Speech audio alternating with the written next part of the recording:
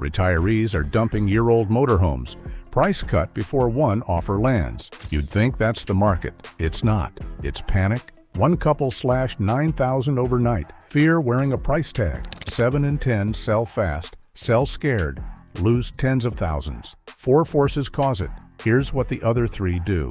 The 90-day reality check. Here's what nobody tells you at the RV show. The honeymoon on a motorhome doesn't last a year. It doesn't even last a season. For most retirees, it ends somewhere around day 60 to 90. And that's exactly when the sell-fast instinct starts quietly forming in the back of their minds, long before they ever admit it out loud. Think about what actually happens in those first 3 months. You drive the rig home from the dealership on a closed, empty stretch of highway at 45 miles an hour, with a salesman's confidence still ringing in your ears.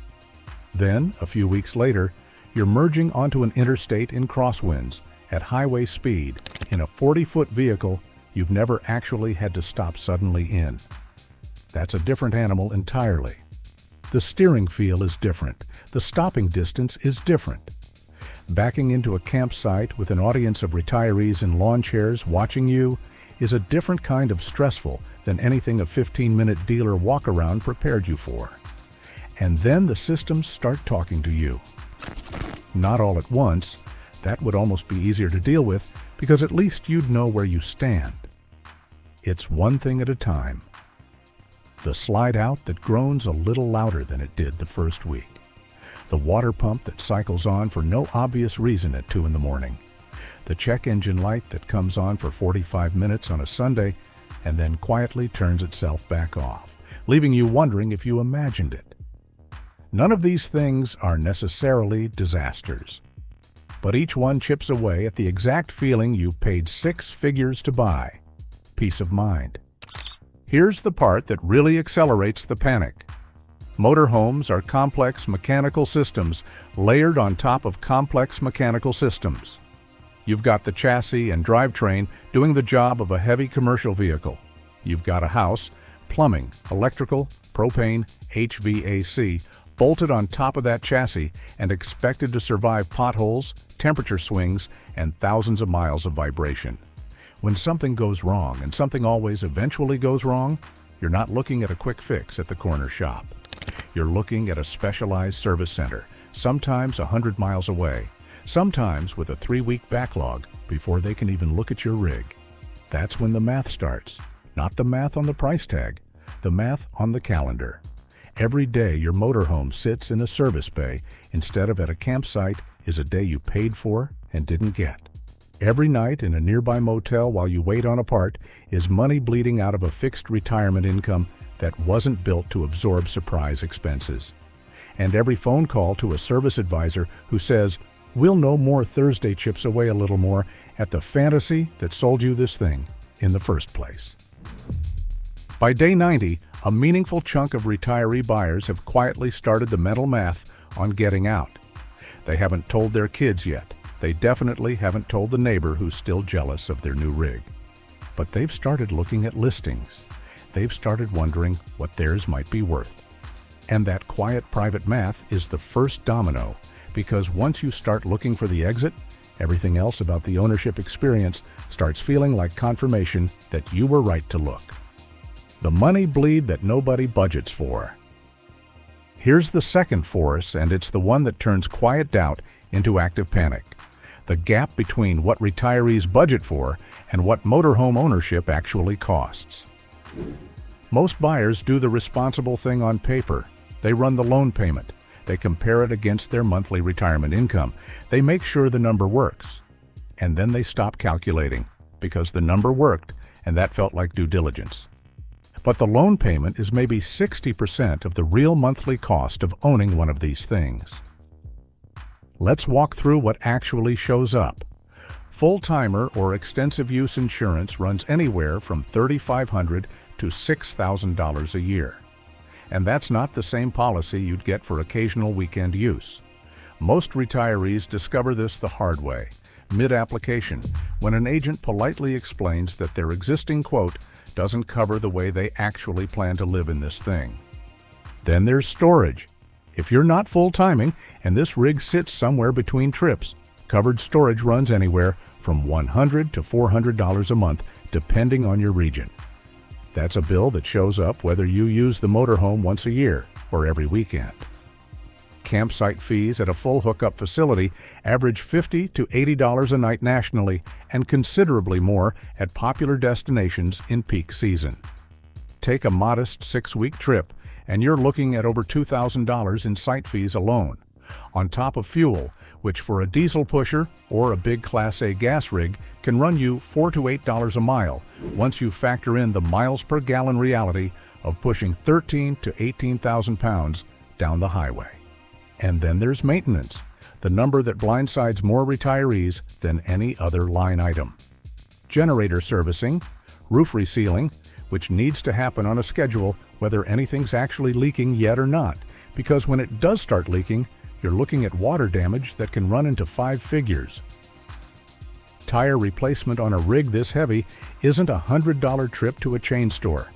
It's $1,500 to $3,000 for a full set, and RV tires age out on a calendar, not just on tread wear, meaning you're replacing them every 5 to 7 years, whether you've put the miles on or not. Added up honestly, and a mid-range motorhome that looked like it fit comfortably inside a retirement budget can end up costing $18,000 to $25,000 a year in total cost of ownership, sometimes more.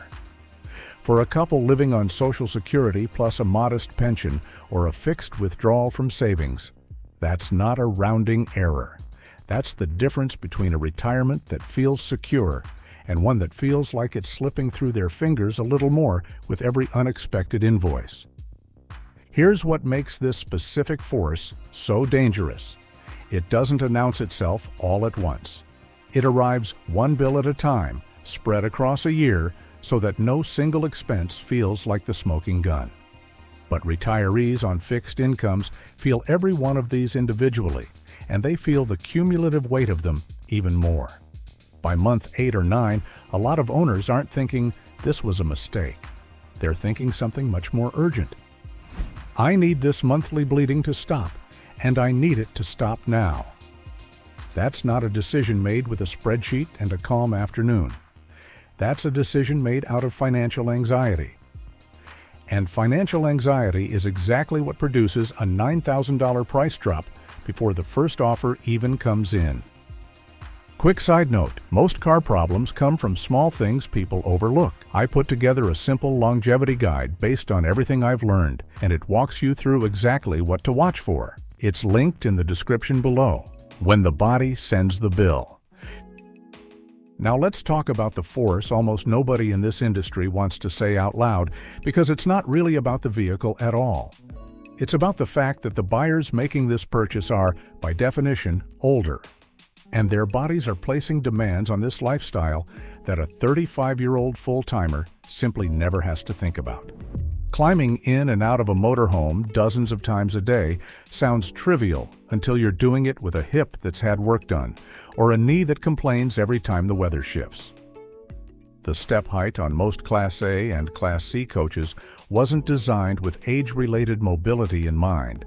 It was designed to maximize interior floor space and ground clearance.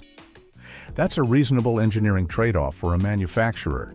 It's a genuine daily obstacle for someone managing arthritis or balance issues. Then there's the driving itself. Piloting a 40-foot vehicle for 6 or 8 hours at a stretch is physically demanding in a way that catches a lot of retirees off guard. The vigilance required in crosswinds, the neck and shoulder strain from constantly checking oversized mirrors, the sheer mental fatigue of towing a car behind you through mountain grades. This wears on a 68-year-old body differently than it would on a 40-year-old one. More than a few couples have quietly admitted, usually to each other first and to nobody else for months, that the driving days leave them wiped out for the following day too. That's not the freedom they were promised. That's a recovery period built into every travel day. And then there's the question nobody wants to ask before they buy, but everybody ends up asking eventually. What happens if something happens? What happens if one of us has a health scare 200 miles from the nearest hospital with a cardiac unit? What happens if a routine specialist appointment back home suddenly needs to happen every 6 weeks instead of every 6 months? Full-time or extensive RV travel and an active, unpredictable health situation are fundamentally in tension with each other.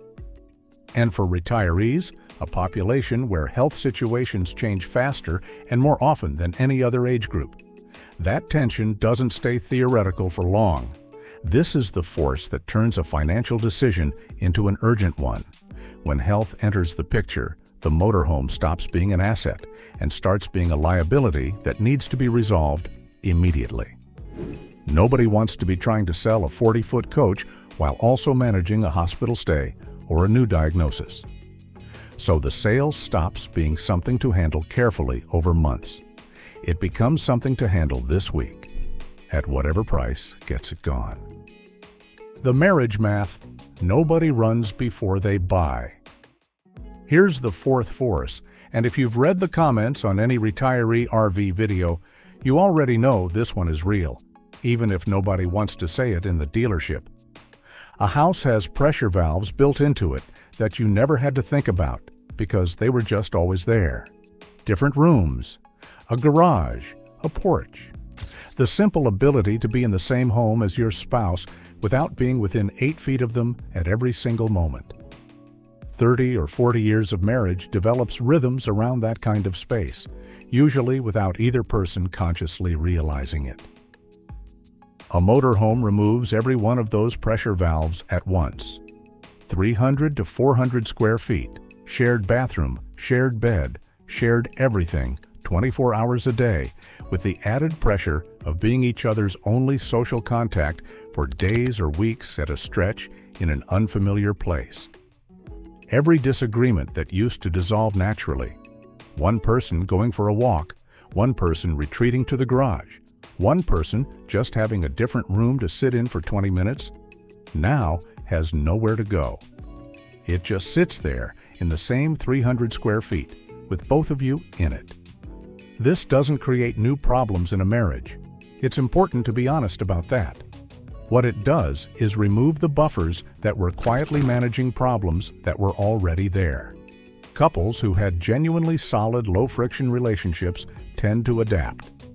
Couples who had unresolved tension that space and routine had been absorbing for years often find that tension has nowhere left to hide. And here's the financial consequence of that emotional reality. When a couple hits a genuine breaking point in a rig, they don't wait for the optimal selling season. They don't wait for a buyer's market to turn into a seller's market. They list the coach that week, sometimes that day, because the priority has stopped being get a fair price and become make this stressor disappear. That is precisely the emotional state that leads to accepting the first lowball offer that comes in just to be done with it. The panic sale, and what it actually costs. So here's what happens when all four of those forces, the mechanical reality check, the money bleed, the physical toll, and the relationship strain, converge on a retiree at roughly the same time, usually somewhere between month 6 and month 14 of ownership. They panic sell. And a panic sale is one of the most expensive financial decisions a retiree can make because of how motorhome depreciation actually works. Motorhomes lose value fast in the first 2 years, often 20 to 30% off the original purchase price, sometimes more depending on the make and market conditions. That's already a painful number under normal circumstances. But a panic sale doesn't just accept that depreciation, it compounds it. When you need to sell fast, you can't afford the 8 to 12 week window it typically takes to find a serious private buyer willing to pay close to fair market value. So most panic sellers do one of two things. They trade it into a dealer for a fraction of what a patient private sale would bring, because a dealer trade closes in days, not months. Or they list it privately, but underprice it aggressively out of anxiety, then underprice it again a week later when the phone doesn't ring fast enough, which is exactly what happened to Frank and Diane, dropping $9,000 before a single offer even came in. Either path routinely costs sellers an additional $10,000 to $20,000 on top of the depreciation they were already going to eat. Stack that on top of a year of insurance, storage, campsite fees, and maintenance they already paid for. And you're looking at retirees walking away from this experience $30, $40, sometimes $50,000 poorer than the day they signed, for an asset they owned for barely a year. That's the real 70% statistic. It's not just that people regret the purchase. It's that the regret arrives packaged with genuine financial damage to a retirement that was supposed to be getting more secure at this stage of life, not less. Now, before we go further, if this kind of honest, no sugarcoating breakdown is useful to you, this is exactly what this channel exists for. Hit that like button, drop a comment telling me if you've seen this happen to someone you know, and if you haven't already, subscribe and tap the notification bell so you catch every one of these before you're standing in a dealership making a six-figure decision. It genuinely helps this channel keep making videos like this one, and it means you won't miss the next one. Now, here's the part that matters most, because 70% isn't 100%. 30% of retiree owners don't panic sell. They don't hit month 9 and start slashing the price at 11 o'clock at night. So what exactly are they doing differently? First, they run the total cost of ownership honestly before they buy, not after. Not just the loan payment, the insurance, the storage, the maintenance reserve, the fuel, the campsite fees, built into an actual annual number they stress-tested against their real retirement income. When the real number is already known and already budgeted for, the bills that arrive in year 1 don't feel like betrayal. They feel like exactly what was expected. Second, they rent or borrow before they buy. Often for a full 4 to 6 week stretch, not a weekend test drive around a dealer's parking lot. That extended trial is where the real information lives. It's where a couple finds out whether the driving fatigue is manageable, whether the space works for their actual relationship, whether the size and layout fits their real habits instead of their imagined ones. Every mistake that a 4-week rental reveals is a mistake avoided at a fraction of the cost of discovering it after signing a loan. Third, they buy chassis and service network first, interior second. They call the manufacturer's roadside and service line before they buy, not during a sales pitch, but on an ordinary Tuesday when nobody's trying to close them, and ask exactly how coverage works 200 miles from the nearest city. The buyers who skip this step are the ones who end up stranded in rural Arkansas, wondering why the beautiful cabinetry they fell in love with isn't fixing the leveling system. And fourth, the one nobody in the industry wants to say, they have the honest relationship conversation before they buy, not after they're already 3 weeks into a trip with no way to walk away for the evening. They ask themselves plainly whether 300 square feet, full-time, is something their marriage can genuinely absorb, not whether they love each other, whether the space works. Those are two very different questions, and only one of them shows up on a spec sheet. So here's what I want you to sit with today. If you already own an RV and some of what you just heard felt uncomfortably familiar, you're not alone, and you're definitely not the only one who's done the midnight math on what it might be worth. Drop a comment and tell me where you're at, whether you're one of the 30% who's genuinely happy with this decision, or whether you're quietly circling the exit. This community has seen it all, and honestly, some of the most useful advice on this channel comes from the people in the comments who've lived through exactly this. And if you're still in the research phase, still dreaming about that first sunrise from a campsite you've never seen before, good. Keep dreaming about it. Just make sure you run the real numbers, take the real trial, ask the real questions before you're the one signing at the dealership. If this video gave you something today, a number you hadn't calculated, a question you hadn't thought to ask, or just the reassurance that you're not the only one who's felt this, do me a favor and hit that like button. It tells this channel that honest, no-nonsense breakdowns like this one are exactly what people want, and it helps us keep making them. Subscribe if you haven't yet, and click that notification bell so you don't miss the next one, because we've got a lot more of these hard truths coming your way. We cover American vehicles the way they actually are, not the way the showroom wants you to see them. That's this channel, every single time. Thanks for watching. I'll see you in the next one.